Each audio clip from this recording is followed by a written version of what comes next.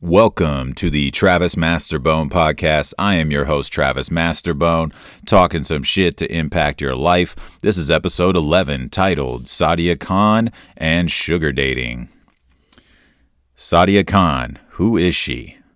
I stumbled across this woman quite a few times through my Instagram feed, just a lot of very interesting clips.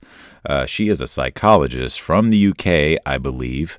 I know on her website she's taught plenty of students from the UK and also the UAE. She specializes in childhood trauma and how it influences relationships. And I really enjoy hearing her takes on the topics of relationships, childhood trauma, and love. And more specifically today, her thoughts on porn and porn addiction, along with OnlyFans and sugar dating. So I really wanted to touch base on her theories and thoughts, but then also chime in with my own opinions as well, as always. And we are going to first start off talking briefly about porn addiction, translate that into OnlyFans, and then transition that into sugar dating and wrap it back around. And hopefully it's enjoyable. These are all very interesting topics, in my opinion. Porn has been around for a very long time. OnlyFans is a new breed that has definitely taken over, and the technology today is really a big influence of that. And so, with all that being said, let's get into it. Sadia Khan, her thoughts on porn addiction. Specifically, we will start with men. Men predominantly watch porn compared to women. She believes it destroys a man's manhood. And I agree. I agree tenfold here. If you are addicted to porn, that is a problem. And she says, quote, her goal is to undo the prevalence of pornography, end quote. And I would assume she means that as a whole, that it is becoming much more prevalent today. And she notices a problem. And I would assume that this is very much catered and related to her profession as a psychologist. And she probably gets a lot of feedback and information from her clients.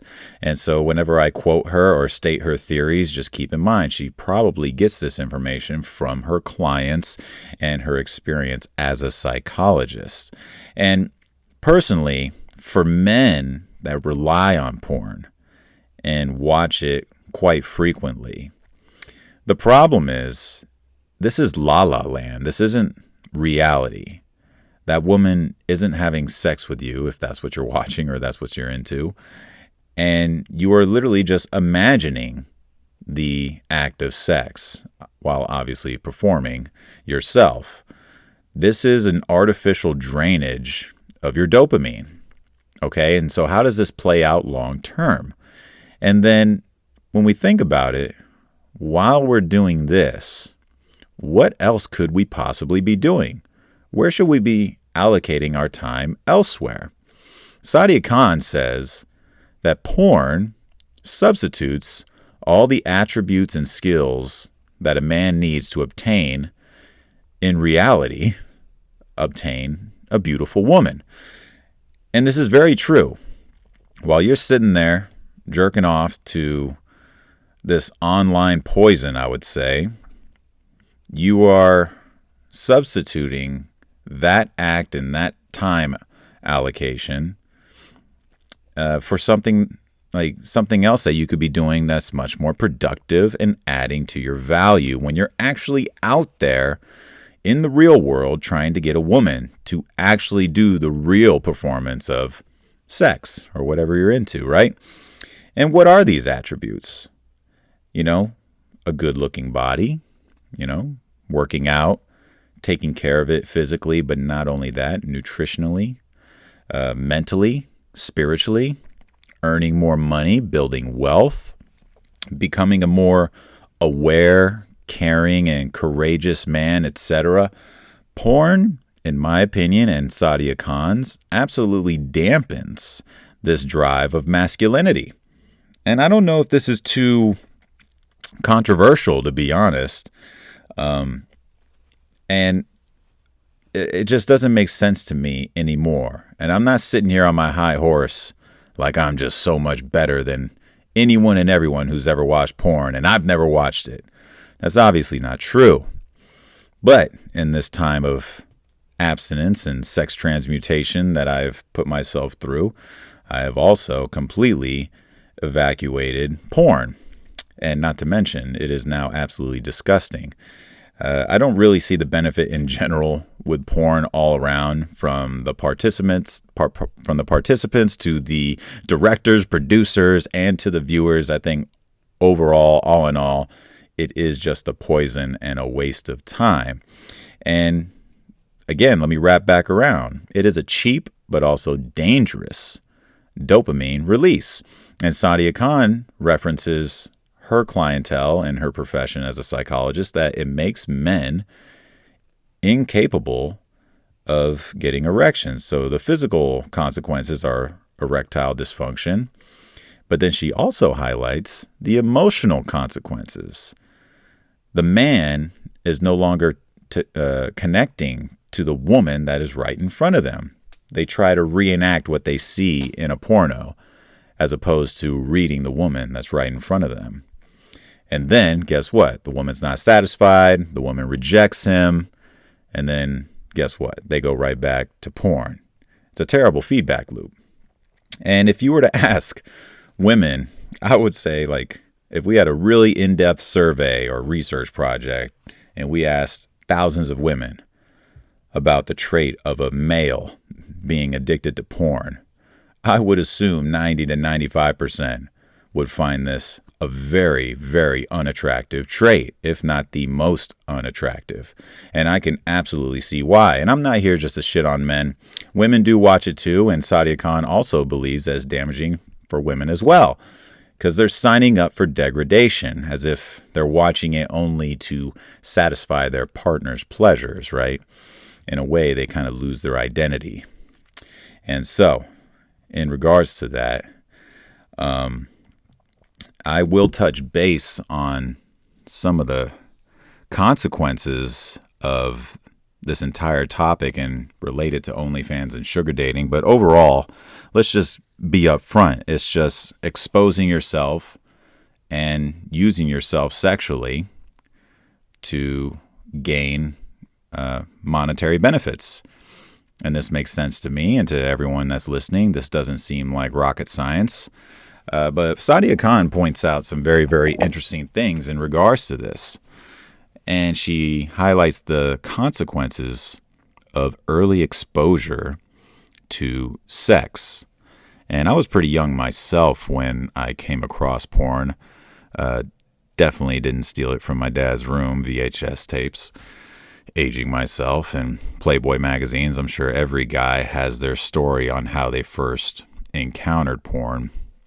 But I would say from a girl's standpoint in particular, and I will link the video or the interview where Sadia Khan talks a little bit more in depth about the early consequences or the early exposure of sex and the consequences of it. But she mentions and says that nobody's really proud of having sex at a young age when they're 12, 13, 14 years old. So then when they grow up, the idea of monetizing sex and then minimizing its effects, that's the outlet. And some go as extreme as porn. And now we have OnlyFans, and I kid you not, I live in Scottsdale. It's part of the motivation and why I'm doing this episode. There is a lot of interesting characters out here, from men to women, and I came across a girl not too long ago, but she had a full-blown OnlyFans and was not shy at all about it and was literally having sex on it. And I just thought to myself, like, well, in my mind, you're literally a porn star. You are just allowing people to view you having sex, and you're monetizing it. And I just can't help but think about this theory that Sadia Khan provides here of the consequences of early exposure. But she also mentions childhood trauma, like if you were raped or had some terrible experience with sex when you were at a young age. Again, this detaches. You divorce your emotional aspects from sex, and then you also completely minimize its effects so it doesn't feel as bad while you're doing it. And OnlyFans, a lot of girls and women can become very, very wealthy with this. There's insane stuff happening right now. I believe you can sell feet pictures now for money. My goodness. And I don't really have a problem with it morally, or, I'm a capitalist. This is the way we go, I guess. But at the same time, I just think genuinely we can do better. And when I say we, I mean, obviously the ladies are predominantly taking over the OnlyFans, but this is not to forget about the fact that dudes are performing porns as well. And I'm sure there's gigolos out there as well, whatever's clever. But the idea of selling yourself, I just think it's a very short-sighted, short-term thing where you are replacing the time that you could be spending on building valuable skills and contributing to society in a more healthy way. Because as I mentioned earlier, that porn addict, the viewer, there's no benefits there, and that's the market you're catering to. And so with the OnlyFans thing, modeling has been around forever. Victoria's Secret, lingerie, I get it. So if girls are doing OnlyFans, and it's, just lingerie, sexy poses and pictures, whatever, and people are willing to pay for it, okay, I guess I don't really have too much of a problem with that. And that's just for me personally. These are just my standards. I wouldn't date a girl with an OnlyFans. But again, it would depend on what exactly is on the OnlyFans. And if that's their way of making money, I hope they have bigger goals and objectives. That's something I really, truly keep dear and near to what I want with my woman. And so it has nothing to do with me judging the girls doing what they do. But then when you start showing nipple, you start showing, this girl that I met, she full blown was just having sex. It's like, okay, well, that is a big no for me. The value drops tremendously. And I've mentioned this before on a previous podcast, I think my sex transmutation episode. It's like the easier it is to access, the less valuable it becomes. And that's for women and that's for men. If it's that easy to get, well, it's not that valuable. Basic economics. And so on that note, that's the only reason why I would never embark on dating someone who relies completely on OnlyFans.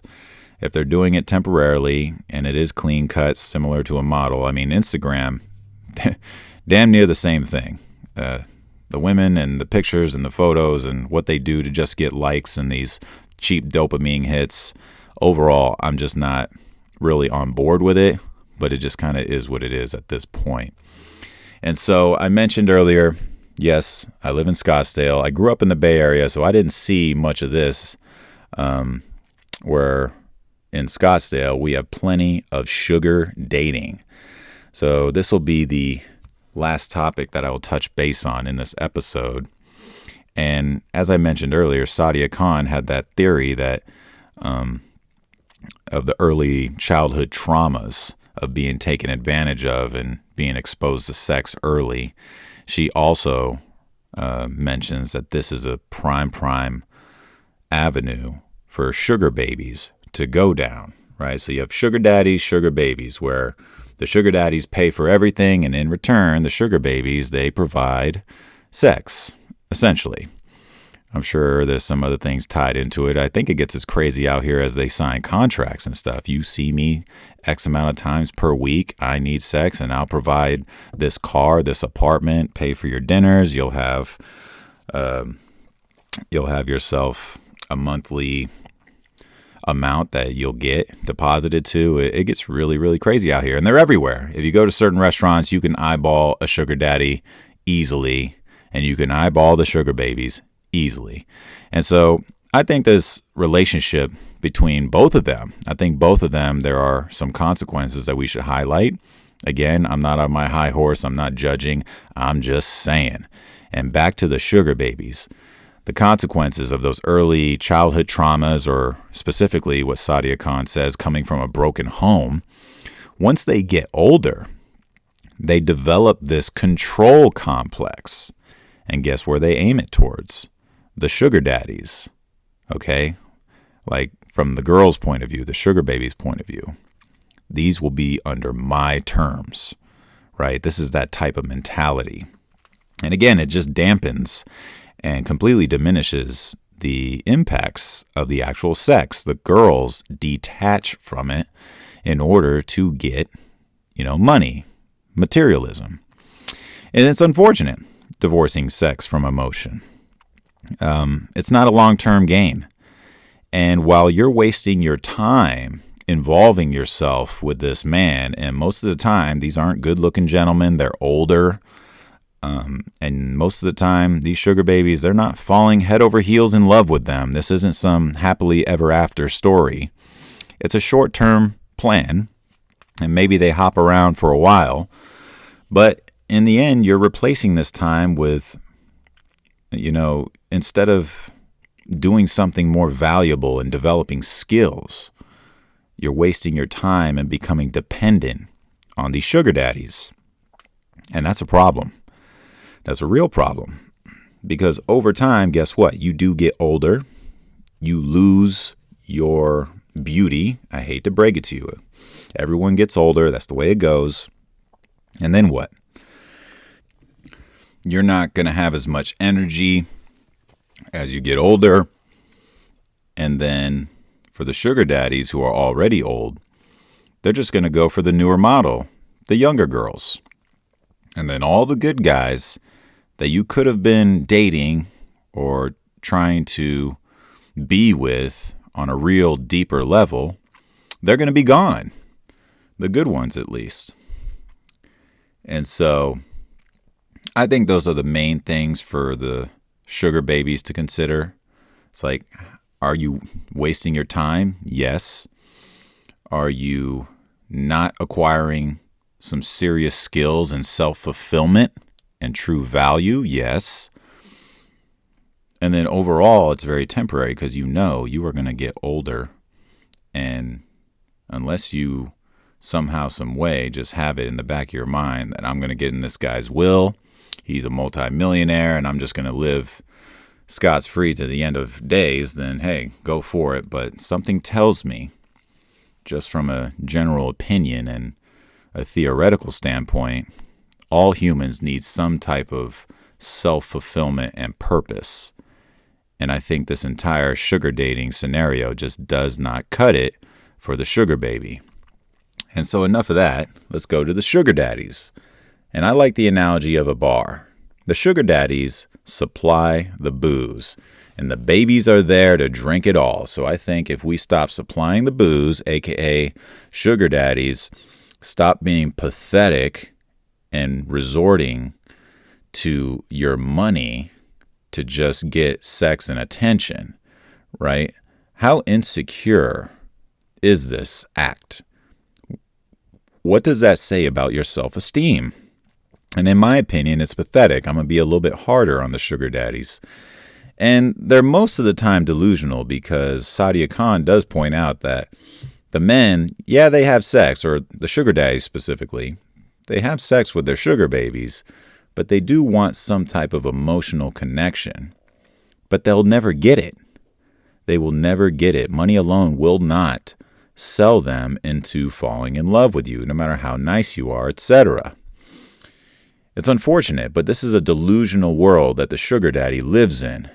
And again, I just put it right under the umbrella of pathetic, in my opinion. Okay? And this is not just for sugar daddies. I mean, deep down, I think we all want some type of deeper connection and attachment with a significant other. But this strategy of just paying your way and trying to get as much young pussy as possible. A client of mine was talking about a sugar daddy that had like 4 or 5 of them and seen them on specific days, specific times, specific locations, specific amount of funds, contracts, I mean, I was blown away. And if this guy was sitting in front of me, I'd be like, what the hell? Like, this is pathetic. And then in my mind, I think you're like destroying these girls. Like, this is not beneficial for either party. And I don't know. Again, and I feel like it just really, really resorts to what are we doing? Like, what is something better that we could be doing with our time? And so I wrap it back around to the porn addict. It's like, okay, porn is free from a money standpoint. If you are desperate enough or you want certain girls desperately enough, you'll pay for OnlyFans stuff as well and go the long yard and maybe prostitutions, etc. But again, what are we doing? What could we be doing that is way more beneficial for ourselves, our self-fulfillment, our purpose, and society than to just be slaves to our natural desires and then desperately clinging on to it, all with the goal of just money at the end of the day. Like, we all can't figure out a better way to make money and become a better person to just naturally connect and have sex with real people in a real way without contracts or any bullshit. Again, the self-esteem, the drainage of masculinity. Almost everything that I've said here today lines up quite nicely with Sadia Khan and her perspectives. I highly recommend checking her out. Go to her website, sadiakhan.com, and check out some of her interviews and her clips. I love her perspectives on everything that we talked about today. And on top of all that, she is quite beautiful and just super intelligent. And hopefully you enjoy her, and hopefully you have enjoyed this today and my rants. A little bit different than what I usually talk about, but this is my fucking podcast. And as always, like, share, subscribe, all that shit. And thank you for tuning in to the Travis Masterbone podcast. And I look forward to you tuning in next time. Farewell.